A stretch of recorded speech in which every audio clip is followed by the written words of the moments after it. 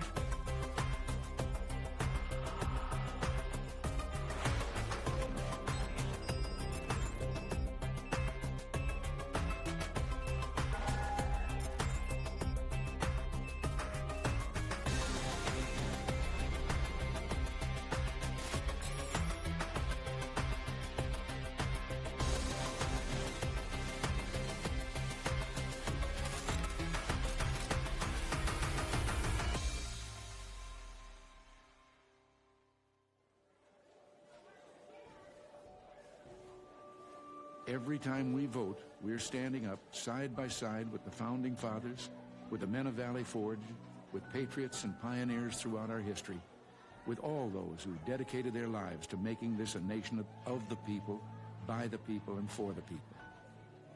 Elections are the lifeblood of our democracy. They are the mechanism by which the American people choose who is going to rule on their behalf and for their interests and welfare.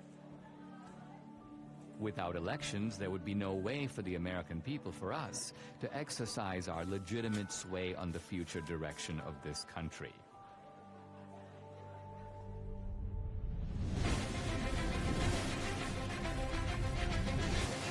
Polls now closed in half the country, and we are getting some interesting results coming in from those battleground states. If you're a Republican, you say, wow. If you're a Democrat, you say, uh-oh. You see, Donald Trump is now starting to widen his lead.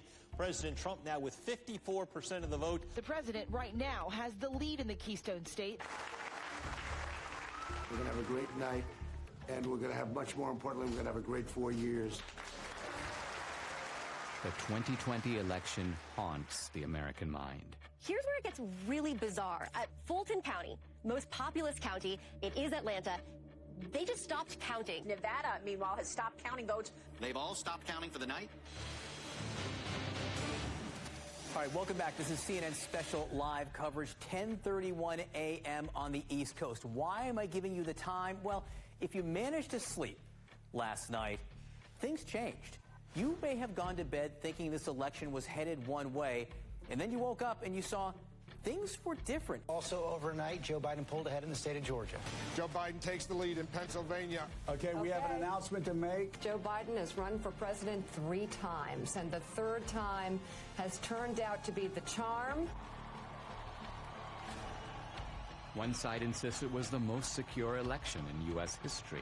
Let me begin with one immutable fact. The 2020 election was the most secure election in American history. It was the cleanest election, the safest election, the most secure election ever run. And make no mistake, there has been no evidence of any significant widespread voter fraud. Let me say it again. The 2020 election was the most secure election in American history.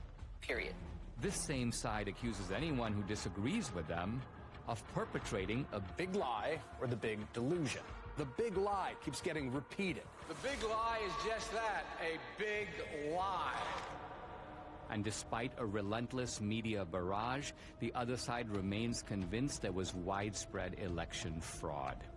What I saw was not a secure and transparent election. Poll watchers claim the Travis County Clerk's Office is locking them out. Last night there was a major software glitch that actually delayed the counting of all of the ballots. I look at election fraud, and I want to look at secretaries of state who illegally changed the voter laws without the permission of their state legislature.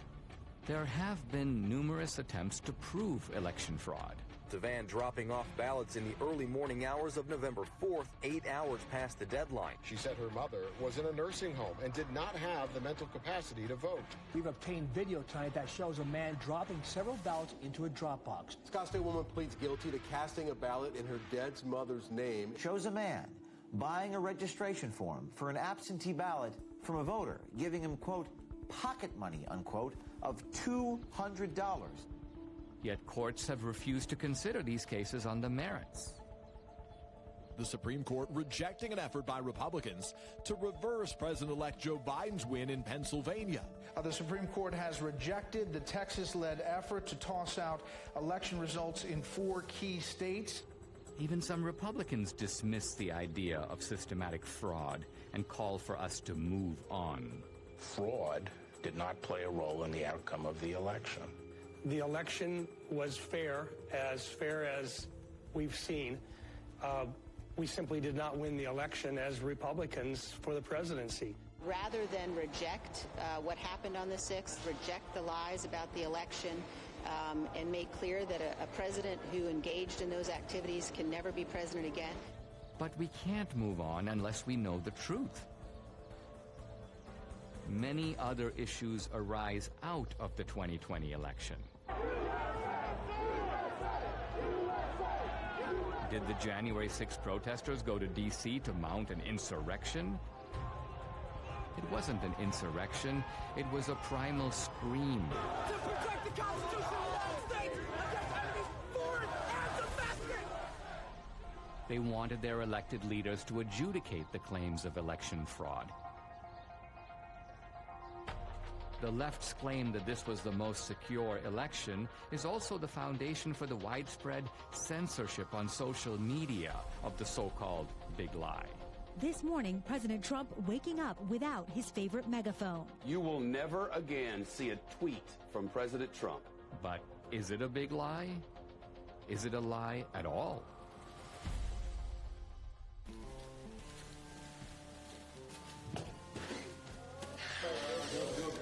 Yeah. Rolling. Sound speed. All right. Everybody got me? Yep. All right. SRP.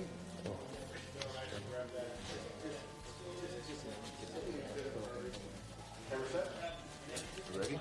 Set. Hey, I'm Dinesh D'Souza, and this is Season 1, Episode 1 of my new podcast. I started my podcast in early 2021 to speak the truth. But by simply asking questions about election fraud, you get booted from YouTube and Facebook. My podcast is sponsored by Salem Media, and I knew that other Salem hosts felt my frustration. Larry Elder, Dennis Prager, Eric Metaxas, Sebastian Gorka, Charlie Kirk.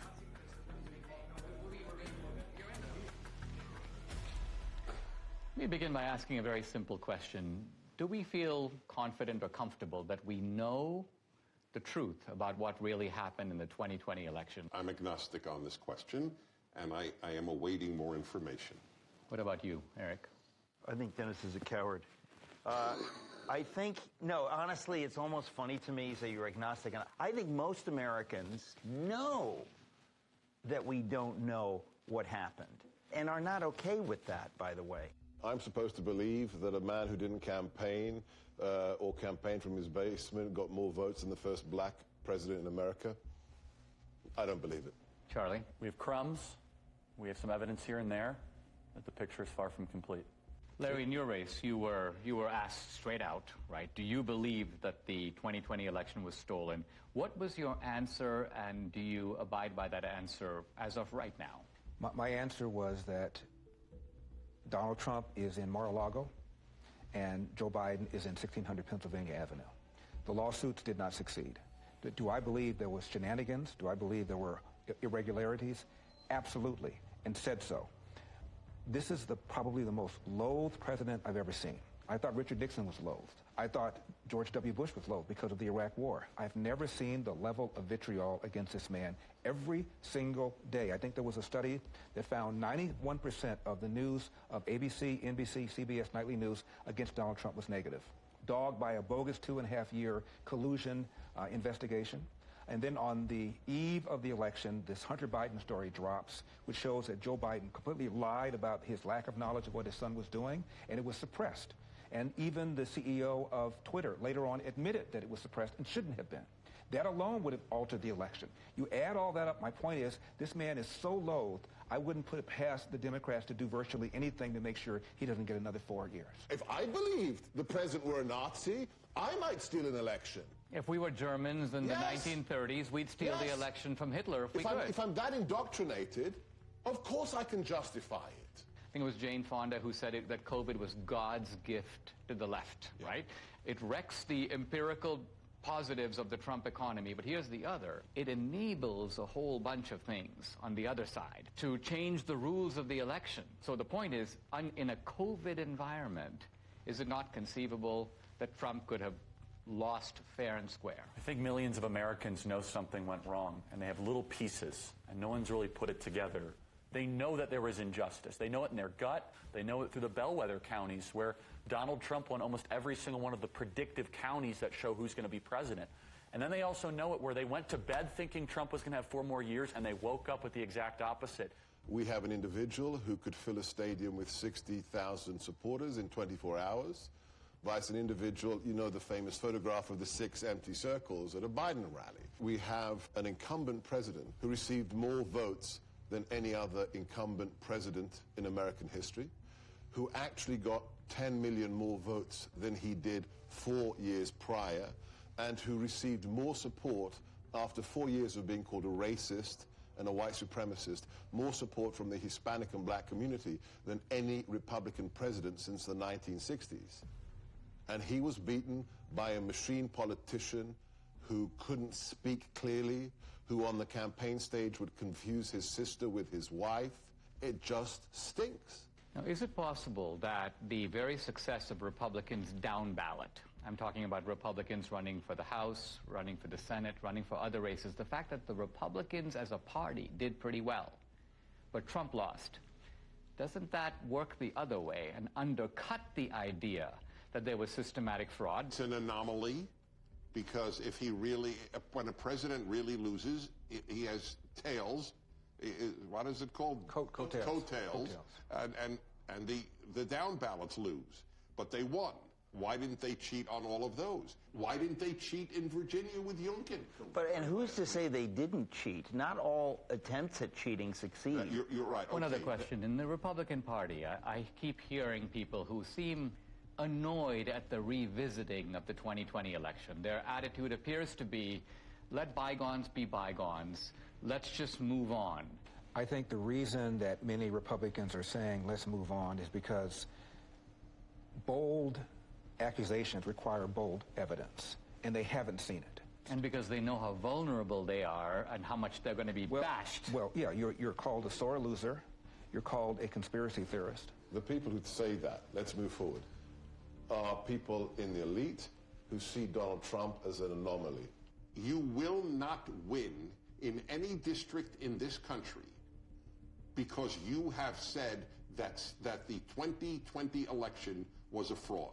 And if they can't win on this issue, then don't use it. Well, it doesn't have to be the only issue, but their unwillingness even to speak up about it, I think, is despicable. Show me the proof, and I'll bet you they do speak up. Just like I will speak more, and I'm not running for office.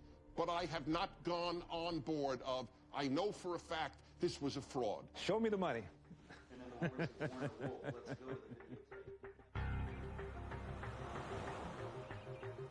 Now look, I mean, the Democrats, they have a history of voter fraud. Going back to Tammany Hall in the 19th century, we fast forward to LBJ stealing his first race in Texas. John F. Kennedy, the allegations that he stole the presidency with voter fraud in Texas and in Illinois. They've done it before. I mean, you can have someone who has a criminal record and they're fully capable of robbing a bank, but did they rob the bank? Well, it looks like it. What does our friend Catherine think about all this? Catherine's been a little quiet, but I think that means that they're working on something. I think that you should give her a call and see what she thinks. Hi, I'm Catherine Engelbrecht, founder and president of True the Vote. Hey, Dinesh, how are you? Hey, I'm doing fine. Hey, listen, I'm here with Debbie. Hey, Catherine. Hey, Debbie. You know how crazy it is out there. Have you guys been digging into this whole issue of voter fraud? Well, we have been working on something big. It's probably best we don't discuss it over the phone, but can we meet?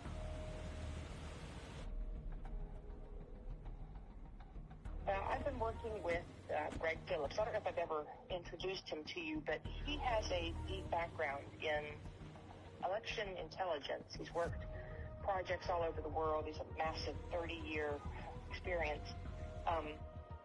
We decided to test a hypothesis, and we went really big. And now we have something that we think you're going to really want to see. So I'll send you the address separately. Now, Greg Phillips, what's your background that prepares you for this kind of work? I've been in and around election intelligence and integrity for about 40 years. We've done investigations literally all over the world. It's a combination of data acquisition, data analysis, occasionally some in-depth data mining. Our ability to draw meaningful conclusions that link the who to the when to the where is significant in the space. Catherine, you started the group called True the Vote in the year 2010. What was your mission or objective?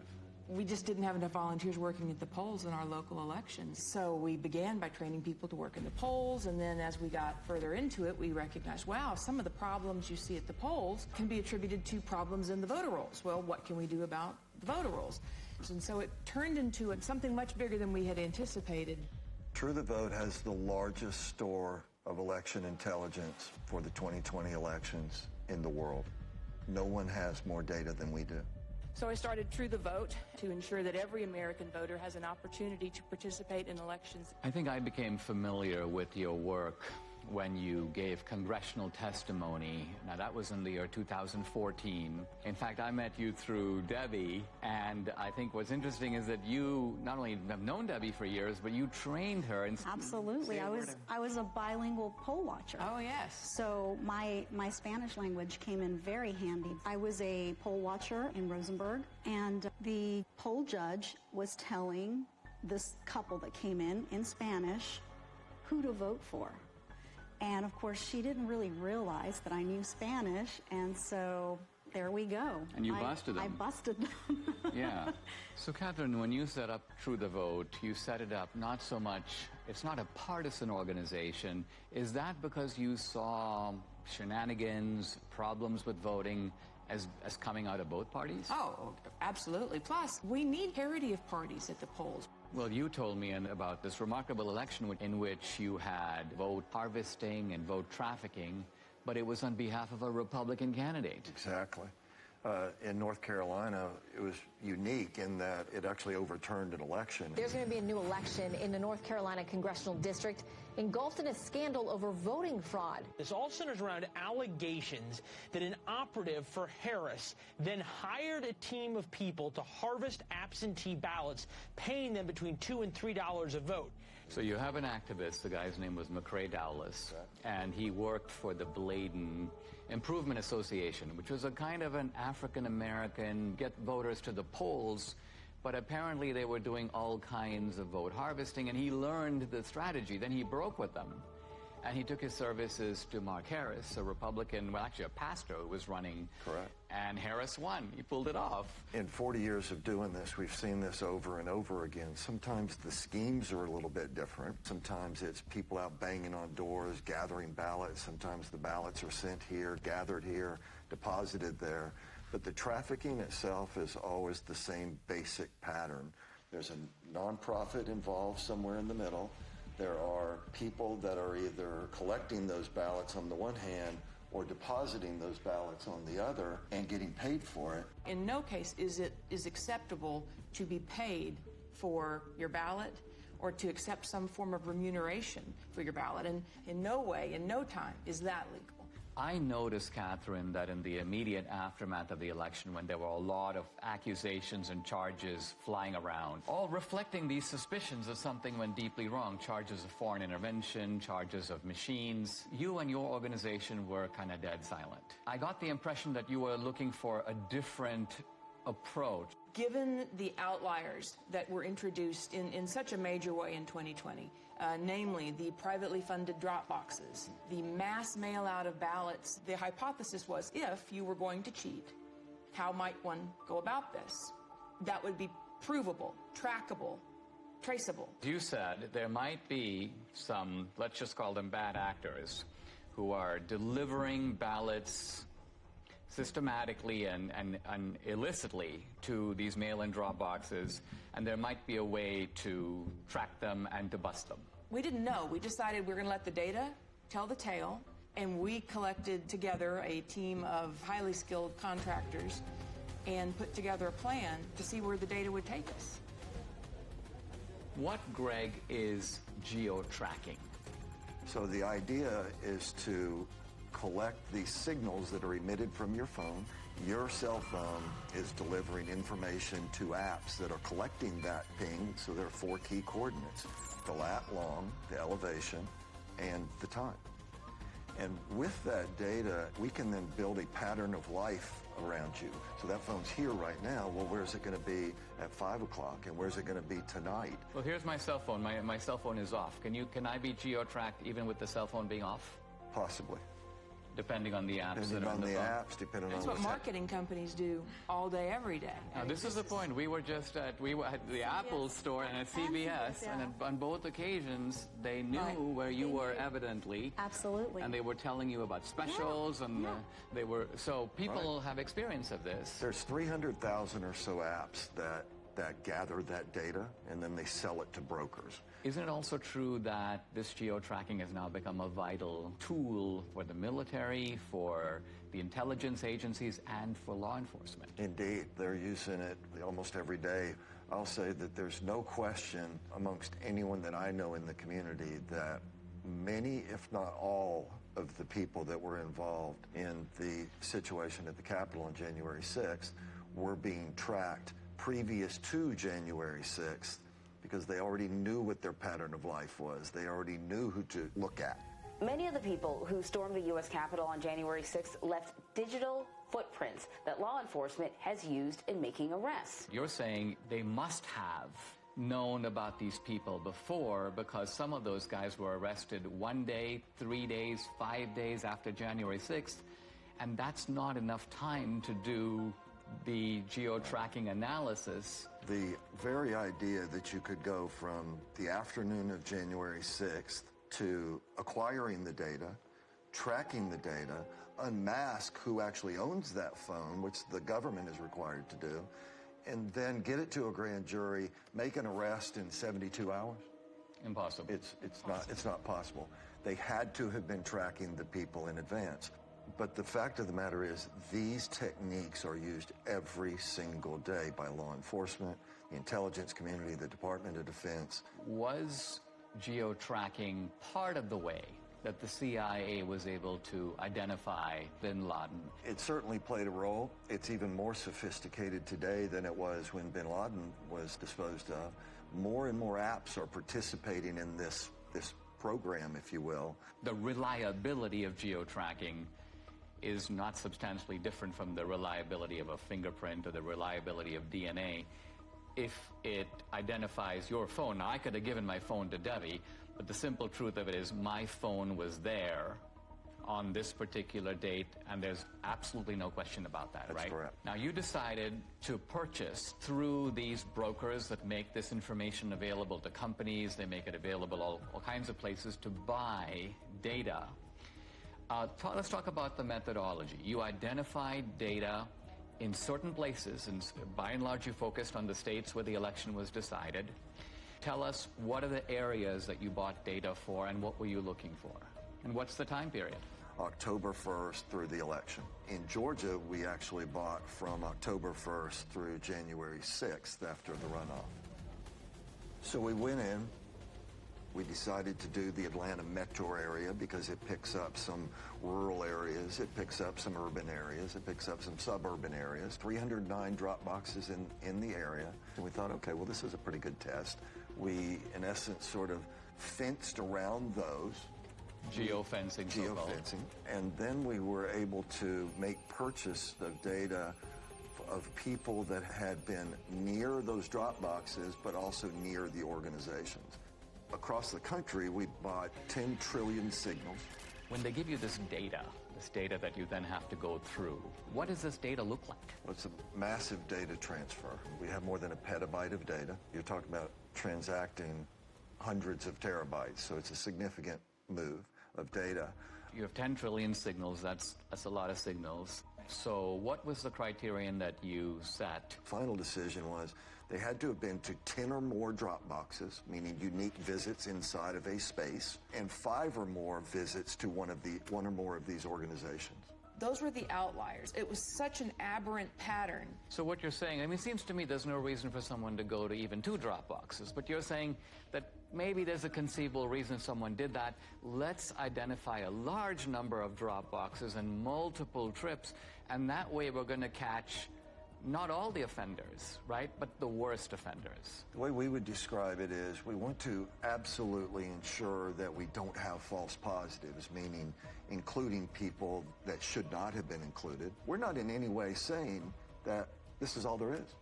We're just saying that based on our criteria that we identified in Atlanta, 242 people that went to an average of 24 drop boxes in 8 organizations during a 2-week period.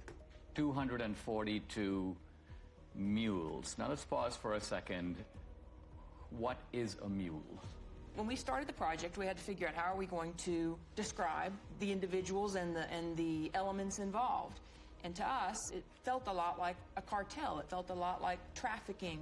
It can be trafficking in drugs, trafficking in humans. In this instance, it's ballot trafficking, and so we began to use that vernacular. A mule is, by our definition, a person that is involved in picking up ballots from locations and running them to the drop boxes. So you have the collectors on the one hand, you have the stash houses, which are the nonprofits, and then you have the mules that are doing the drops. What do we know about them? Who are they? Well, first let me say, this is not grandma out walking her dog. Bad backgrounds, bad reputations. We've had, encounters with several that are, not terribly positive. Violent guys. Can be. They are interested in one thing, that's money. Do we know, by the way, how much they get paid? According to the people that have shared information with us, it's generally $10 a ballot. In the Georgia runoff, that number was higher. 2020, of course, was the year of the Antifa riots, the BLM riots, and it was all going on in the months and weeks leading up to the election. Right. And so in the data, you have geo-tracking data of the drop boxes, but you also have data on the rioters. There were several different violent BLM Antifa riots in Atlanta. In one of them, we had 36 of our mules participate in these violent riots. There's an organization that tracks the device IDs across all violent protests around the world. We took a look at our 242 mules in Atlanta, and sure enough, dozens and dozens and dozens of our mules show up on the ACLID databases. So again, this is not grandma out walking her dog. These are, violent criminals sometimes. There's not just a criminal element, but there is an ideological element, and that there's an overlap between people. I mean, you're not going to go to an Antifa riot and find it overpopulated with patriots or Christians or Republicans. These are people on generally the far left, and turns out that these are people who also help to make up the mule population. I think that's also borne out in our target organizations themselves. They're not like Republican organizations. These right? are left-wing Democratic organizations. Yeah. Let's zoom in here. So the mule is the delivery man. The mule is the delivery woman. And what you're saying is they have a starting point or multiple starting points, and then they have the end point. And the end point is the drop box. That's right. Right? That's right. But you're saying that they get the ballots from somewhere, and then they go deposit them in multiple drop boxes. One of the questions that will come up in the work that we've done is, well, how do you know that this wasn't just somebody that's got a big family and they just deposited a bunch of ballots once? Or how do you know that this person didn't just work at a location that is near a drop box and so they're constantly going by a drop box? And the elements that are additive here, the going to the nonprofits, the ability to identify the pattern of approach to a drop box, and that it is going not past a drop box and on, but directly to a drop box and back to another point and then to another drop box. All of these things. I mean, isn't the timing significant? If some guy's going to a drop box at 2 a.m. in the morning, presumably he's not like out for a walk. Right. So we're going to show you a visual, a pattern of life that someone can see and look at rather than just a whole spreadsheet of numbers, being able to look at it in this manner. What you see here on the screen is a single person on a single day in Atlanta, Georgia. They went to 28 drop boxes in 5 organizations in one day. What are the orange dots? Those are drop boxes. And what is the blue tracks? That is a smoothed out pattern of life so that we could take the sort of the movement of the individual cell phone signals, marry them together into something that's visual so that you can see movement on the individual. To get to some of these drop boxes, you had to be intentional. You had to get off the highway, you had to go on surface streets, you had to turn in somewhere in order to get to those drop boxes. And the circles, I take it, reflect the nonprofit centers? Is that the places where the ballots originate? The stash houses, where the ballots are collected and handed to the mules to take to the drop box. Now let's move over to Arizona. How many mules in Arizona? A little over 200. A little over 200. In Phoenix alone. The reason I think this is all very significant is because these were very close states, right? What was the margin in Georgia? 10 or 11,000, I think, in the end. In the end. And Arizona also extremely close. Yeah, very close. Then you moved on to Wisconsin, but our initial look was in Milwaukee. Gross numbers were a little down, but the average number of visits to the drop boxes was up. So instead of having only 24 unique visits, I think we averaged 28. I mean, maybe I've heard people in Milwaukee are really hardworking, and maybe they just went overtime. And then let's go to Michigan. We have more than 500 mules that we've identified in Michigan. Again, the number of boxes is lower. Now, where in Michigan? Detroit mainly, but we have people in Detroit that went to more than 100 drop boxes. I mean, this is stunning because it's like, I cannot think of a rational, kind of innocent reason for someone to do that. It just doesn't exist. No. So any reasonable person would say, you're onto something big here. We should take a closer look. Let's go to Pennsylvania, critical state. I think it was Pennsylvania that really gave Biden the election. Philadelphia alone, we've identified more than 1,100 mules at rates well beyond anything we'd seen. Closer to 50 drop boxes each. Each guy going to 50 drop boxes? Each. 1,100. We saw people driving back and forth to New Jersey across the bridge. But you're saying the ballots may not even be from Philadelphia or from Pennsylvania. We're saying somebody should investigate. But you're saying that the origin Yeah. point appears to be Jersey. Now, running 1,100 mules times 50, we are 50,000 drop box visits by the mules alone in Philadelphia or greater Philadelphia area. Now, as you were assessing this data, you had, the two of you, and I'm not sure which of you came up with this, a genius idea in my view. It was your... Of course. Of course, who else? Well, to validate your data. We chose to look at 2 murders that were ebbing on cold case status. And in Atlanta, 8-year-old Secoria Turner was killed by rounds of gunfire shot into a car. It happened just outside this Wendy's parking lot. Bought the data and the team got to work. You could see visually that there were only a handful of unique devices that could possibly have pulled the trigger. So this is the area, and this is where the Wendy's was. And are you saying that each green dot is the same guy, but moving through time? Each color is one person. The shooting actually occurred right here in this parking lot, sort of inside of this circle are really the only potentially legitimate shooters. Each of these devices has a unique device ID, and we turned the bulk of this information over to the Federal Bureau of Investigation. Now, I read, they've arrested 2 suspects. They have.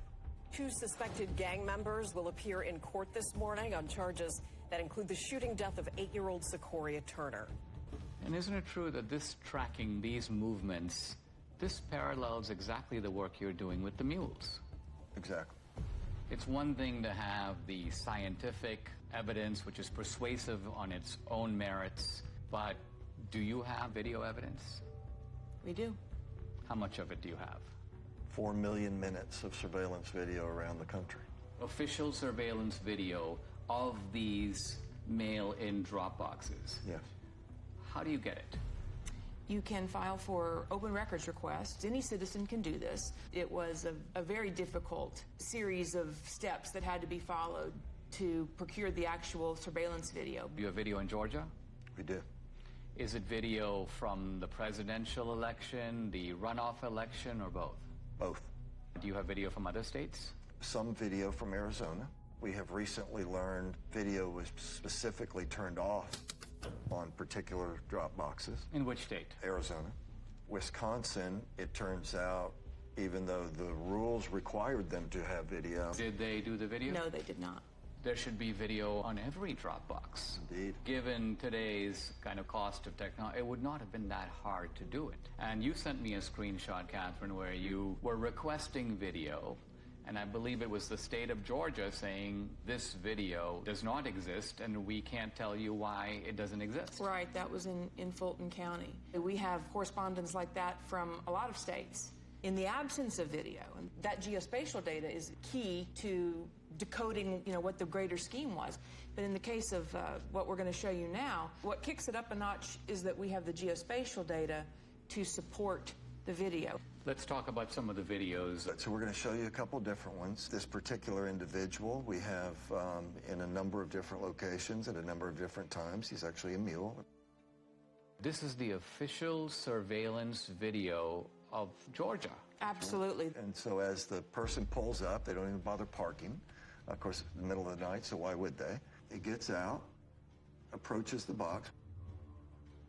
When people walk up with intention to cheat, they look around, they basically walk fairly quickly, they try to stuff them in, they try to get out of there. In this case, he drops a few on the ground, pick them up, stuff them into the box. Then he hustles back and hustles out of there. So this is what it looks like. It doesn't necessarily look like, hundreds of ballots being stuffed in. You don't need a whole lot of fraud, you just need a little in the right places over time. Is there a way to estimate, or even roughly, how many ballots are being tossed into a box at a given time? It might be 3 or 5 or 6 or 10 or something like that. The idea is to stay under the radar. And as Greg said, the number is, 3, 5, 10 ballots. But then they're not done for the day either. They're going place to place to place, day upon day upon day. And so that will not show up in your chain of custody documents, your tracking documents that would identify a big blip. I mean, they're not going up and dumping in, buckets full of ballots. On the other hand, we've seen circumstances where it appears that buckets full of ballots showed up. There's one box in Gwinnett County that had a chain of custody document with 1,962 ballots noted on this. And first of all, that's roughly 10 times what we normally see. We sorted through the geodata, found a few hundred people. Okay, well, that's pretty odd. We have video of all of this. And guess what it shows? 271 people approached that ballot drop box during that 25-hour period. 271. 1,962 ballots were deposited. Wow. Here are election officials pulling out of that drop box 2 full duffel bags containing over 1,900 ballots. Let's look at another one. Yeah, let's take a look at... Interesting thing about this person is the device seems to live in South Carolina. So this person isn't even from Georgia. She was here during both election cycles, but is not a resident of the state. But as she approaches the drop box, she never looks at the trash can, right? She's looking the other way. But the other thing she has is she has gloves on. What one of our analysts noticed was these surgical gloves only appeared from December 23rd forward in the runoff. So we didn't see a lot of them previous to December 23rd. And we couldn't figure out why. And then it just dawned on us, well, on December 22nd, there was an indictment handed down in Arizona for people that had stuffed ballots, and the way the FBI nailed them was fingerprints. And then lo and behold, the next day and days forward. So this video is now from the Georgia runoffs. This is January of 21. This particular one is at approximately 1 o'clock in the morning on January the 5th. Stuffs her ballots in there. It's like a small stackish, maybe 3, maybe 4. Takes them off, and then puts them in a trash can that she never looked at. So she knew it was there. She knew it was there, right? And so we have her on a number of locations. She's an out-of-state mule, and then this is in no way the only drop box that she attended. That's right. No, she's goes to dozens and dozens over the course of these 2 elections. Who's next? What you're going to see is he approaches the drop box on his bike. He also has a backpack on. Pulled the ballots out of his backpack. Taking his time. Taking his time, digging around, looking for some ballots. Finally gets that, pulls them out. Okay, now I'm set. And he'll put them in. But you also see him get sort of frustrated as he starts to leave, because guess what? At this point, they had started requiring the mules, apparently, to take pictures of the stuffing of the ballots. It appears that that's how they get paid. So they take a picture, and stuff it in, they take a picture, not a selfie, but a picture of the actual ballot going in. But this guy gets frustrated, so he actually has to park his bike, get off. So if you were there just casting your own ballot, what reason in the world would you have to come back and take a picture of the box? And he kneels down. Looking around. Takes some pictures. Okay, the next one. Yeah, so let me show you Dog Guy. So Dog Guy, middle of the day, this is actually at a polling place. So the people in line are waiting to go in and vote early. They're doing it the right way. Okay, now you've got some other people going to walk up.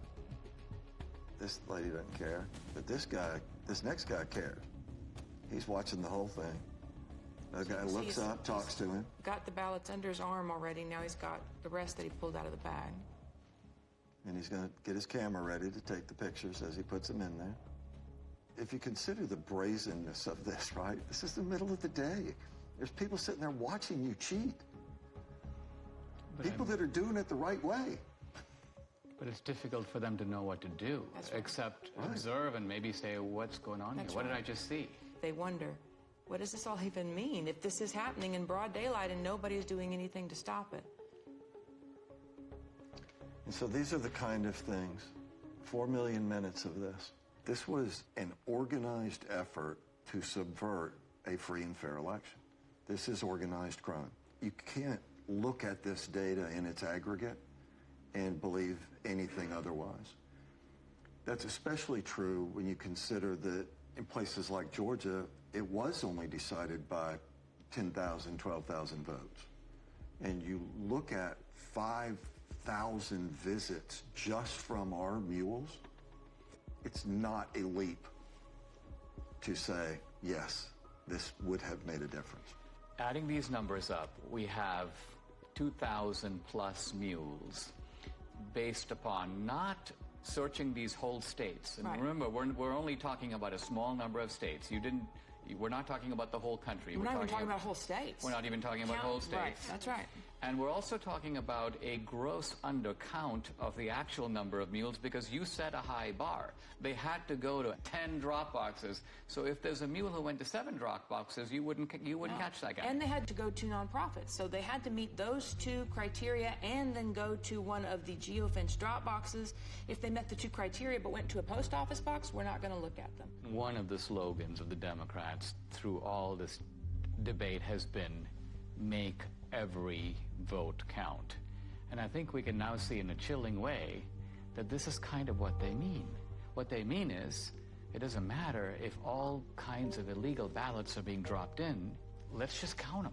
Now the narrative needs to be that this is the most secure election. This is the most fabulous election we've ever had. Pay no mind to the millions of Americans that are saying something is not right. This does not make sense. Nothing to see here. Just smile and wave, boys. I mean, wouldn't it be an accurate summary to say that these voter bills that the Democrats are desperate to enact, to federalize the election, isn't it that they want to take all these special provisions that have enabled what we've described, or you've described in the 2020 election, and make it permanent? If we don't wake up and do the hard, roll-up-your-sleeves work that it's going to take to reel this all back together, then yes, all the pieces are in place for our election system to be in permanent lockdown. And it will be done under the watchful eye of a media that will tell you it's all just fine.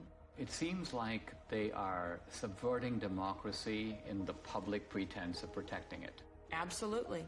And it won't stop unless we stop it. If I look across the swath of Republicans, this is not the kind of issue that they seem to be comfortable with. It's almost like they would rather endure. That's right. As I said, well, it's a gamble, right? Because the ones that are enduring are currently elected and in power. When you watch these brazen acts and nobody says a word because they're scared that they're going to be sued, because they're scared that they're going to be canceled, because they're scared that they're going to be silenced, that kind of chilling effect is exactly what they want. And as I said, on the other side of fear is freedom. If you never get past the fear, you're never free. Let's sum up what we know. Do we know for sure that this was not, in fact, far from, the most secure election in history? It was not. We know that for a fact. Do we know for a fact that there was coordinated, systematic fraud in all the key states where the election was decided? Yes. Yes. And therefore, does it follow that the people who suspected fraud, even though they didn't have the proof, their suspicion was right? Absolutely. Their instincts are right. And moreover, that the states that are trying to do something about systematic fraud by restoring a modicum of, let's call it the old rules, checking your voter ID, checking signatures. You want a mail-in ballot? You know what? You got to request an absentee ballot. We're not going to send 20 million ballots out there and see what comes back. That these voter integrity laws, far from being voter suppression, are actually a legitimate way to make sure that the people who vote are actually eligible to vote. 100% accurate. That's absolutely correct.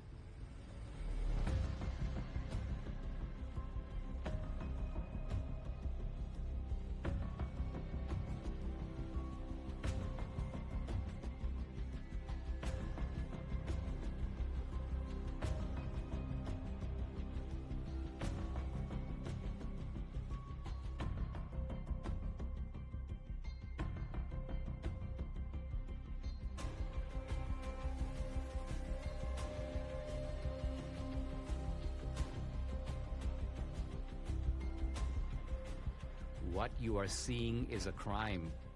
These are fraudulent votes. In 2 of our 5 key states, you were allowed to give your ballot to be delivered by a family member or a caregiver. This is vote harvesting, but it's not the same as ballot trafficking. In no state in America is it legal for nonprofit organizations to collect ballots and pay mules to deliver them to mail-in drop boxes.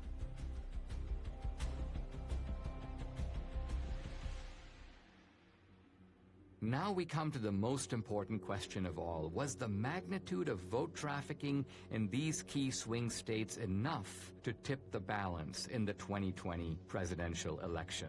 Let's first narrow in on just our 2,000 mules. Their average number of Dropbox visits, 38. Their average number of illegal ballots deposited per visit, 5.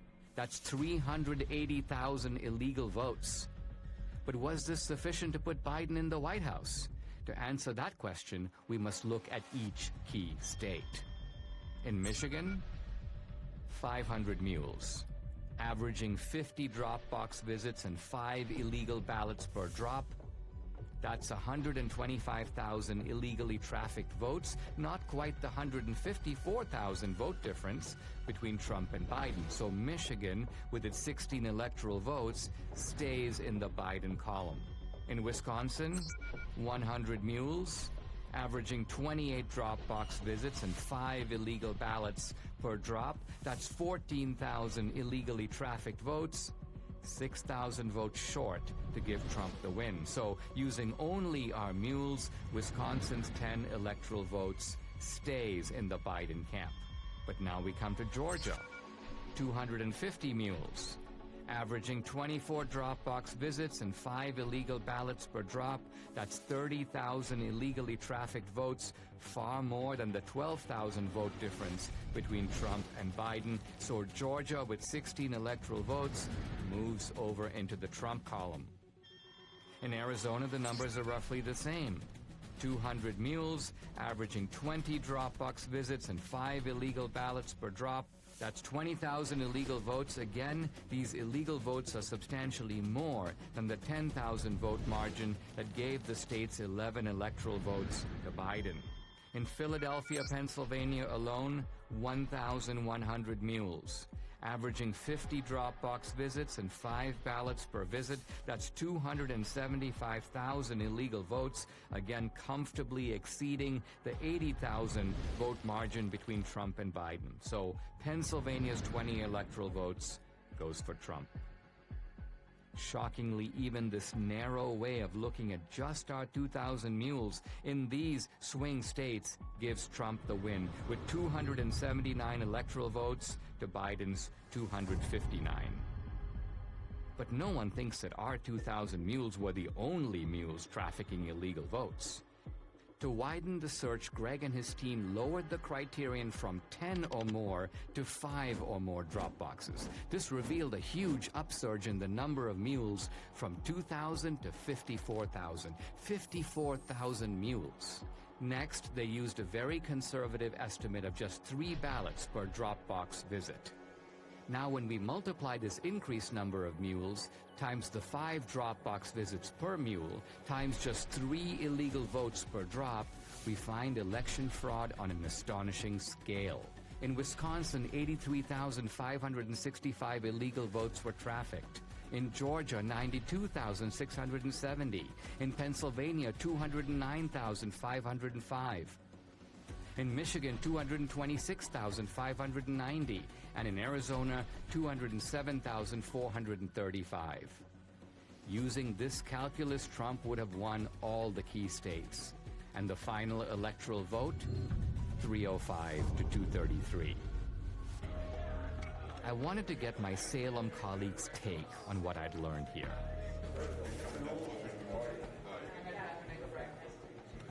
How did you get this video?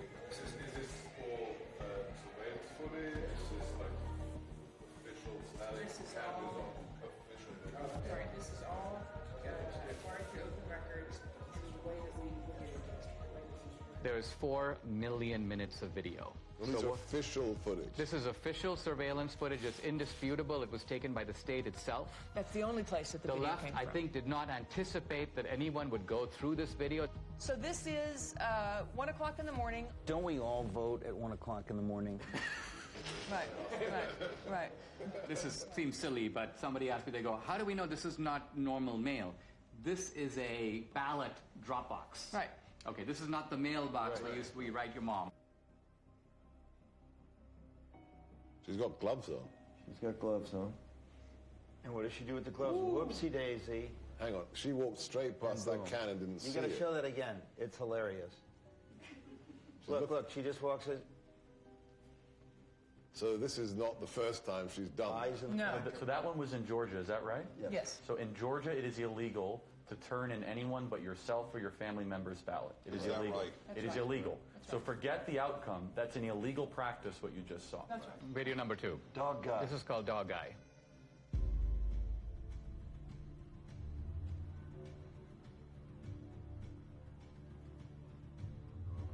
He's taking pictures. Why would you do that? So you get paid? That's business. It's business. It's What business do you as usual. suspect if you had actually caught this person at that moment hand me those ballots, and the person did, what do you think you would see? Whose name is on it, in your opinion? Ineligible voters, people that have moved. Would you see legitimate ballots? There's an ambiguity in what you're saying. The ballot itself is legitimate. No, that I... Right, it's not a fake piece of paper. Yes, right. Okay. But again, remember, when you mail in a ballot, you have a security envelope with the signature verification standard that's been all but washed away. And as soon as it's taken out of that envelope, then you have a disconnect, and the ballot is private. It's a virgin sheet of paper. The ballot is private. The only private. ID is on the envelope on the outside. This is an example of multiple ballots, so this... 3:57 a.m. Prime voting time. Got to beat the lines. This person comes up, and what you're going to see is when you try to put too many ballots in. He needs a shoehorn. And we have lots of those, where they're just jamming them in and then they fall on the ground.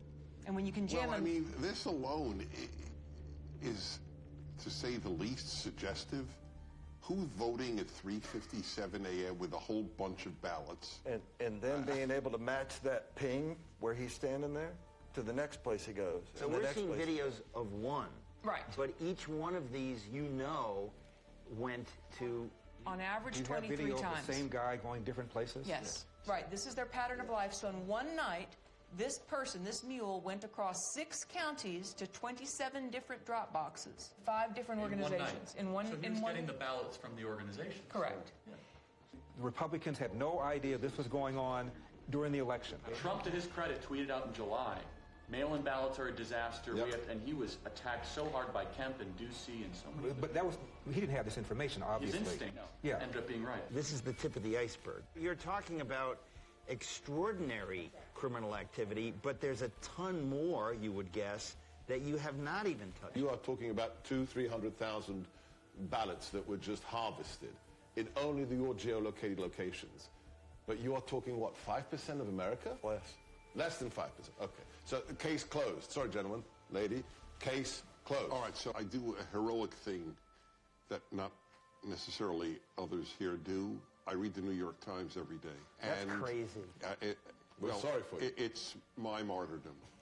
They claim all of these places we have found maybe 4, maybe 50 phony ballots. These aren't phony ballots. Right, no okay, so this is a very novel... They're phony names. No. There's no name on the ballot, Dennis. Okay, let's say we got access to every single ballot thrown into the ballot boxes. Would we be able to prove this is a fraud? It's the perfect crime because it cannot be curated after it is committed because the evidence has no connection to the person who was meant to be voting. That's the problem. As soon as it gets taken out of the envelope, the identity of the voter disappears. So the vote from John Doe is from a John Doe who is dead or a John Doe who is moved. Is that correct? Or voted somewhere else. Or voted so. Why is that not provable? There's an easy way to bust it, but it's not the way you think. It's not to go find the ballots in the ballot mix. You can't do that. The way to find it is these guys have the cell phone identification of all the mules, all of them. So law enforcement has to step in at this point, and their next step... What were you doing 7 times? ...is to go and interview the mules. Who paid you? Right. Where'd you get the money? Will any state's law enforcement do this? This is a big question. The mules aren't going to fess up. They know they're participating in something that is Well, you've got them on videotape. You've got 2,000 people who are committing felonies. Right. I'd like you to just reflect about what you've learned today and how you're feeling and thinking about it. It's just sickening to me. This is jaw-dropping. What you showed is frightening. Republicans had no clue this was going on. I wondered, were there any Republicans who did know? Investigative journalist Heather Mullins interviews a whistleblower hired by the National Republican Senatorial Committee. I was hired by the NRSC. My job was basically to watch the ballot boxes. And this was for the early voting in Georgia. So that started on December 14th. It ended on the 31st of December. And we would monitor that box from 8 to 8 all day long. So consequently, during those two weeks, I monitored those boxes indiscriminately. I would move around to the different areas in the boxes and watch them 30 minutes here, an hour there. And then I would start to see things where I'd see people walking up with backpacks, and they were unloading large numbers of ballots, stuffing them in the box. Recorded some of that and took pictures of it and dates and times and those things. I spotted a place from Texas, from Colorado, South Carolina, North Carolina, and I just thought that was odd that all these states were coming in and these people would get out, and I'd watch them get out, and then they'd go up to the ballot and stuff the ballot in the ballot box. I thought that was kind of odd. So, we took pictures of those things when we took pictures, recorded license plates and those things. And then I uploaded those photographs to a Dropbox. Then when it came to the Georgia runoff, the actual date of the election was January 5th. I was up there, it was early in the morning. Now, there were Stacey Abrams people all along the sidewalk up there. How did you know that they were Stacey Abrams people, though? Well, they had those masks on that said vote. Okay. She has one of those things they had. This was during COVID, right? And they were part of that initiative. I knew that she was part of that initiative that she had going on about get out the vote kind of thing. So it was Democratic Party and it was Abrams people that were, they were all interacting with each other. And then the local Democratic Party chairman was there also. About 6:30 that evening, we noticed there was a couple, a female couple. These two ladies had run up and they had a big stack of ballots. And we were standing there and they tried to shove the ballots in there. And I'm looking at her, taking pictures, and the other gentleman took some video and everything. And she turned around and looked at us and she said, "What are you doing?" And I said, "Well, we're taking a picture." And she said, "Well, you can't do that." And I said, "Yes, I can." And she got mad. And she ran up the sidewalk and left. So you're saying the NRSC was made aware that there were people stuffing drop boxes at specific dates and times? Yes. So with what you witnessed during your time watching these drop boxes, do you believe that that was enough for law enforcement to get involved? Oh, definitely. But after several weeks, no contact or anything, and, I just... Now, so you're saying, though, if somebody had contacted you, you would be willing to testify to these things and give those depositions under oath? I would have had to. Yeah. I would have had to.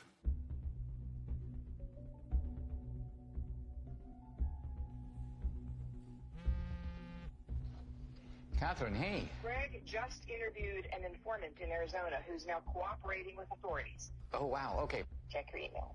Okay, awesome. I'll do it. Thanks so much. Okay, bye. Hey, honey. Yeah. Take a look at this. So this is, I remember Greg was going to interview that mule, and so we got the video. Thank you again for. Guess they're concealing her identity. So what was your job? Like, what were you doing?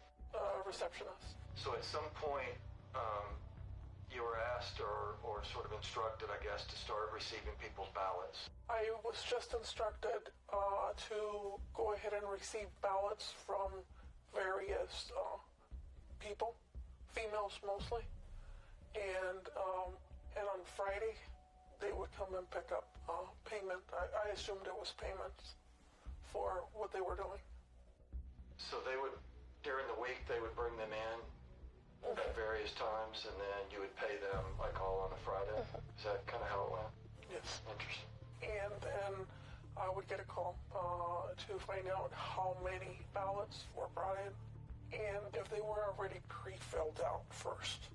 And she would come to the office, look at them, and then before she left, she would either take them herself, but other times she would ask me if I could drop them off at the library. So what was the instruction?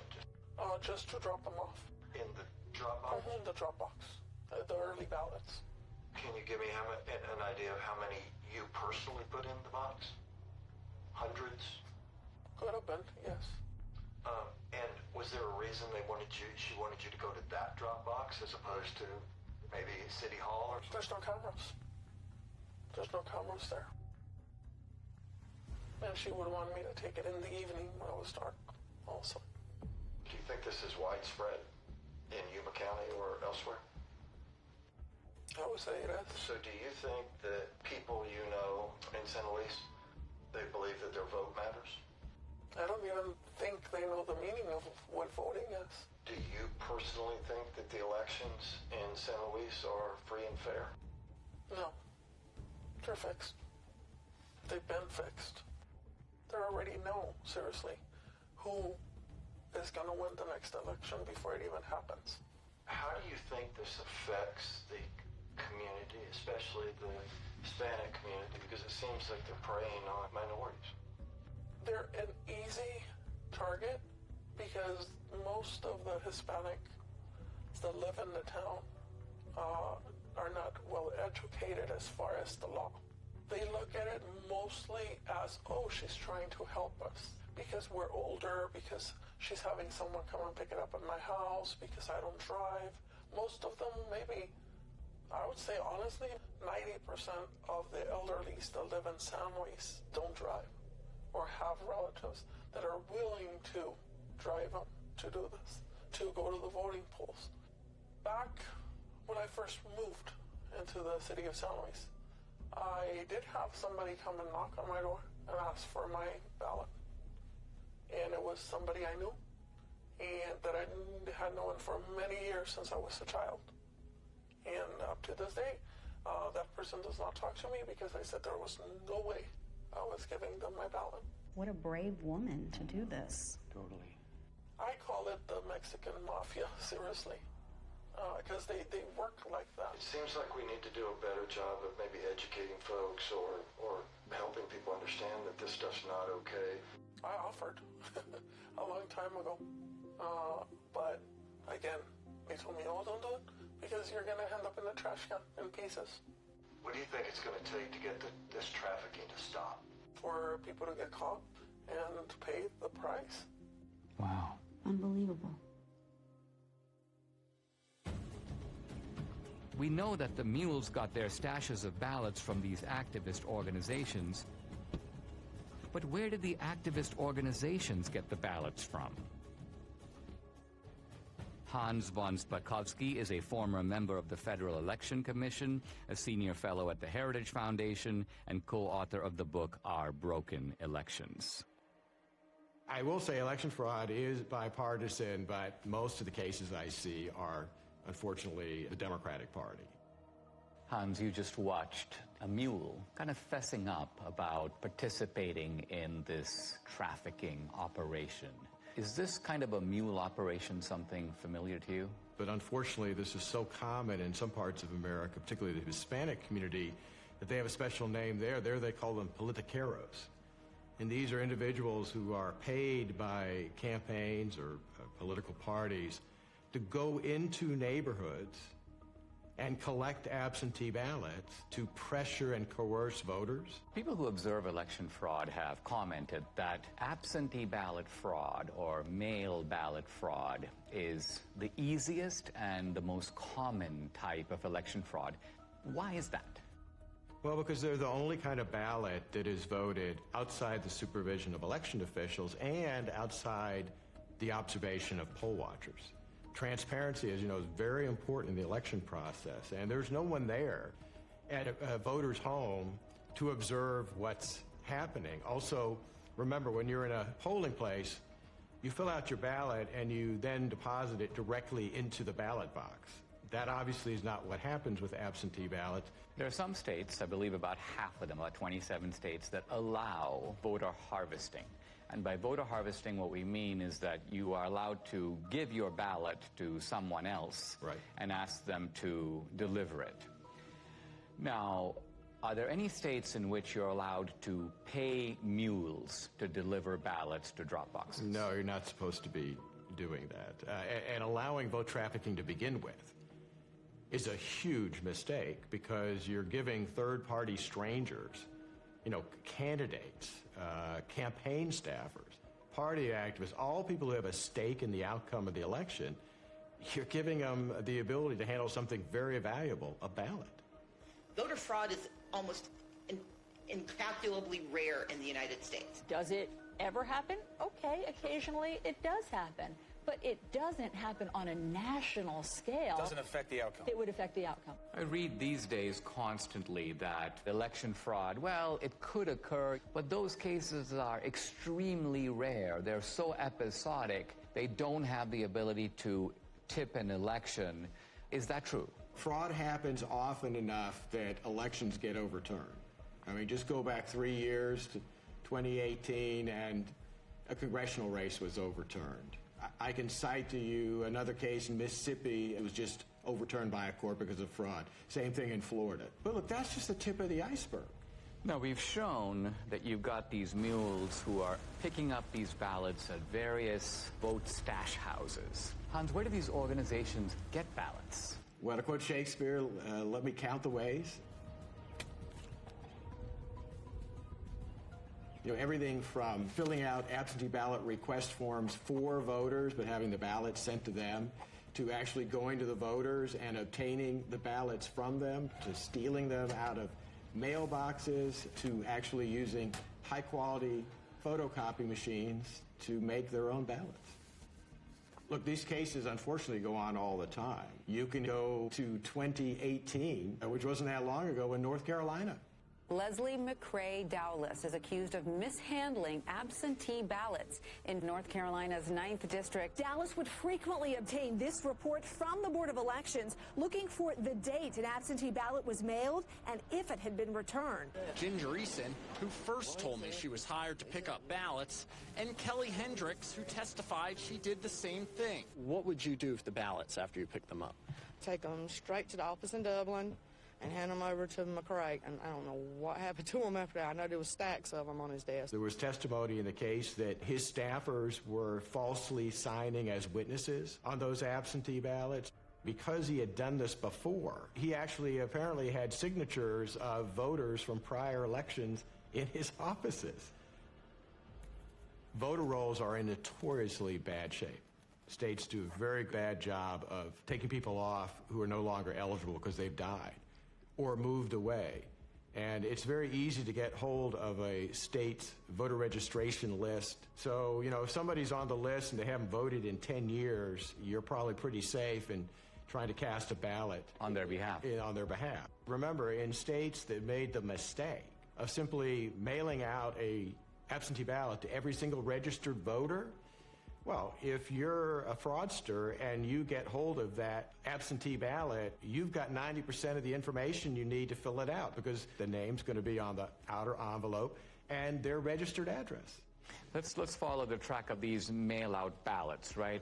Let's just say you got students on a campus, they've voted, but then they graduate, and obviously they move to a different state. If they're on the voter rolls, is it not a fact that mail ballots will be arriving in the dorms and and so presumably they're not going to be that hard to scoop up if somebody knows where to look for them? No, that's exactly right. And, you know, I work in the District of Columbia. They mailed out absentee ballots to all of their registered voters, and I can't tell you how many phone calls I got from people that I know saying that not only had their ballot arrived in the mail, but 5, 6, 7 ballots all coming into their apartment for people who used to live there.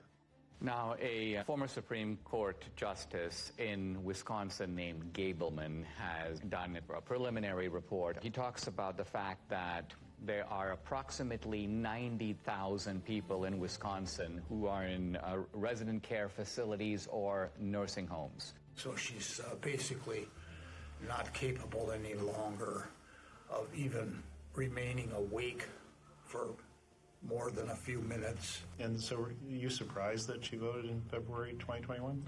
Absolutely. But I was surprised to hear that she voted in the last presidential election. Much to my surprise, she had voted off and on for the last 10 years. I guess in my mind, I thought if you put your parent into a facility because they were incapacitated, they would not even be offered the vote. They make you vote. They make you vote here? And so how do they make you vote? Because I didn't want to vote, and they told me I had to. That is a real problem. Clearly it was a problem in Wisconsin 2020, but unfortunately that's a perennial problem in other states too. What happens is you have staff in those nursing homes. Sometimes they are activists politically.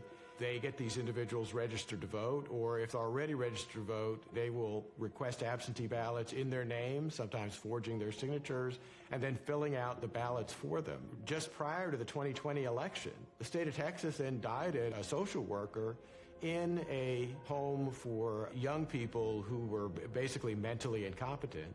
She had sent in over 100 voter registrations for these individuals who were not legally competent to vote.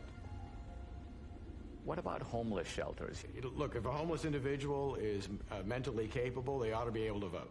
And if the only place they can list as a registered address is a homeless shelter, that's fine. But the problem there is that it's very easy, I think, for them to be intimidated and coerced. In Chicago, the largest election fraud case the U.S. Justice Department ever prosecuted, they were paying homeless individuals to cast ballots the way they wanted them to cast ballots. What made you want to do this? What made you want to get involved? Well, I knew election stuff was supposed to be something good to do, and then plus I needed a little extra money to get Christmas for my son. So that's why, the main reason I did that. Who do these fraudsters pick on? They pick on the most vulnerable in our society. They go into poor neighborhoods, they pick on the elderly, they pick on people for whom English is not their first language. When we're trying to stop election fraud, we're actually trying to protect, I'd say, the most vulnerable people in our society.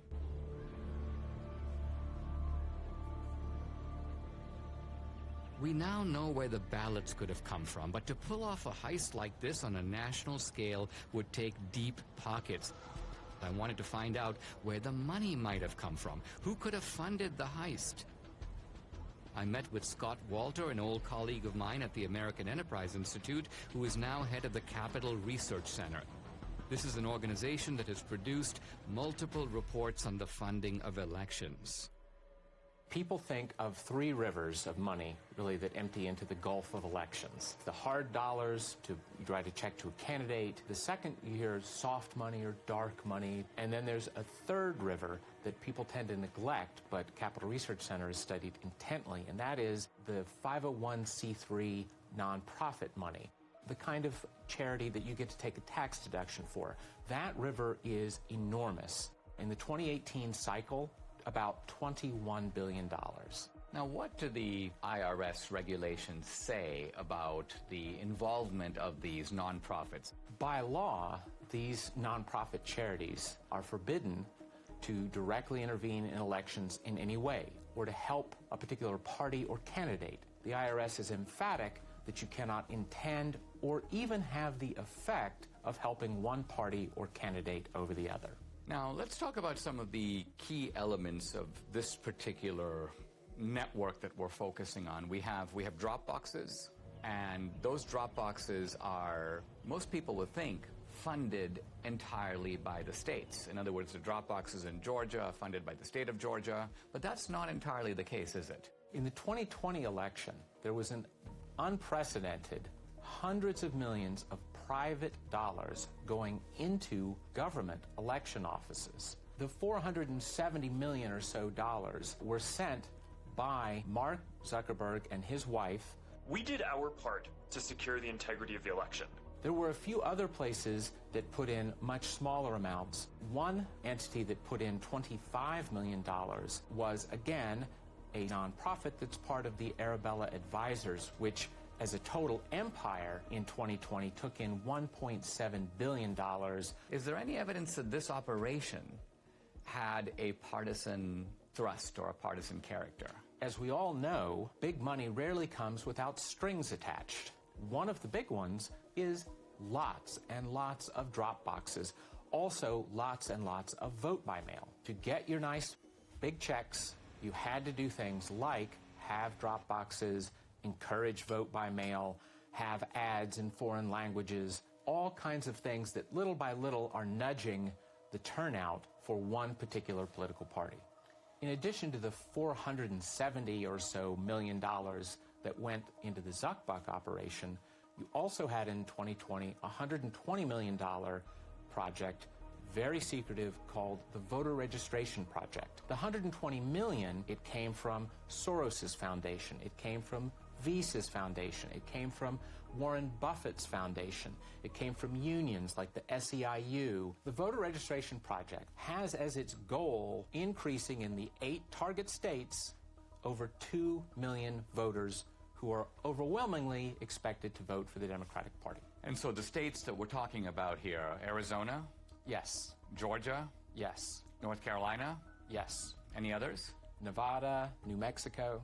Here we've got an operation of illegal vote trafficking. You've got thousands of mules. They're being paid to do this. What you're saying is there is more than enough money available to fund any such operation. In fact, this would be only one part of a much larger effort to control the election. We are talking $500 million in nonprofit charitable funds flowing into efforts to register and get out the vote for Democrats. Most of the left-wing mainstream media, when they reported on the Zuck bucks going through, they made it sound like, oh, it's all going to go for masks and, plexiglass and all. And every study that's ever been done of some of the grants to the big cities found a few percent maybe going to help people that way, and the massive amounts of money going into ginning up the vote-by-mail operation and the drop box operation and those sorts of things that benefit one political party. How confident should we be that this will be a fair election? They're sending millions of ballots all over the country. This is going to be a fraud like you've never seen. Trump predicted. He said the Democrats are going to cheat, that they're going to use the pretext of COVID, they're going to rig the rules in their favor. Nevertheless, Republicans focus their efforts on the campaign, while Democrats focus their efforts on the process of actually running the election. The two sides don't approach elections in the same way. The Democrats, they understand that the rules, the process by which elections are conducted is just critical. We must now face the chilling reality. The Democrats conceived the heist. They funded it. They organized it. Then they carried it out. They rigged and stole the 2020 presidential election. We cannot be okay with this. We cannot simply move on. Guys, I'd like to have your honest assessment on what you've seen, what you've heard, and what we can reasonably draw from it. What do we have empirically? We have data, geolocated. We have footage of people harvesting ballots. Do we know who those ballots were for? We can't know who they were for. However, you have to inject common sense. Are we saying that in the centers of Democrat-held districts, we are seeing hundreds and hundreds of visits to drop boxes with pro-Trump ballots? It beggars belief. It's ballot laundering. Looks pretty convincing to me. I don't think we'll ever know the full story. And what makes this crime so compelling and unique is that once the ballot enters the system, it's really hard to reverse engineer it. But when you have the cell phone geolocation data and then the actual footage of them doing what you would expect them to be doing, taking pictures of the ballots, taking gloves off, visiting multiple times, I mean, it seems pretty clear to me, and it explains the sudden spike in Biden's support that we saw late at night, the kind of instinct that people had. The control of the U.S. Senate went through Georgia with Chuck Schumer's majority leader, probably because of what we just saw. I'd like them to answer the mules. If they say it's clean, then be honest and say, okay. They have two ways they'll try to invalidate it. One is minimizing and then slander. Yep. Right. So they'll try to slander Dinesh personally. They'll say, oh, Trump pardoned him or whatever. Therefore, he's trying to get back at Trump to try to reinforce the big lie. I could already see the headline in the Washington Post. Trump pardoned ally comes out with questionable movie. I predict right now they will say, what on earth is a conservative doing tracking private citizens?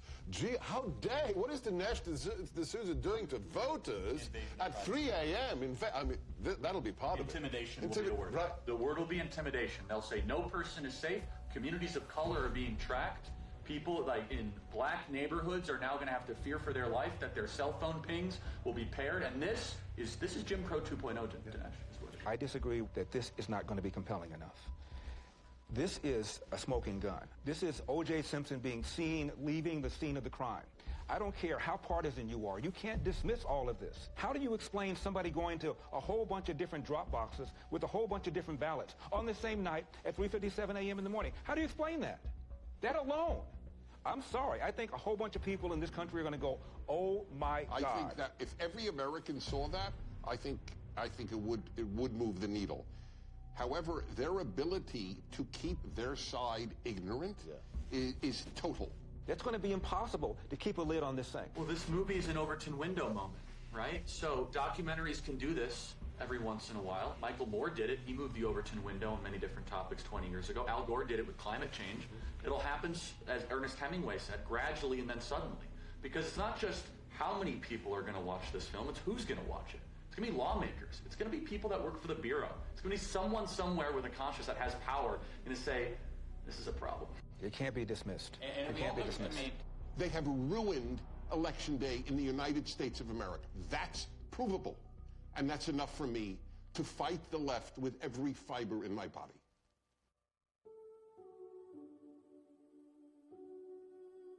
Without free and fair elections, we are not a democracy. We are a nation run by a criminal cartel masquerading as a democracy. Never in U.S. history has a presidential election been as thoroughly corrupted by coordinated fraud across multiple states as we now know took place in 2020. Today, totalitarian regimes camouflage their fake elections with appearance of democracy, but they're not real democracies. We don't want to join them. Our elections must represent the will of American citizens. We who believe in constitutional democracy must be diligent. If we give up, they win. In fact, if enough of us give up, they won't need to cheat anymore. Don't stay home. Get involved. Get out and vote. Do what is necessary to save this great country. The America we love needs us now more than ever.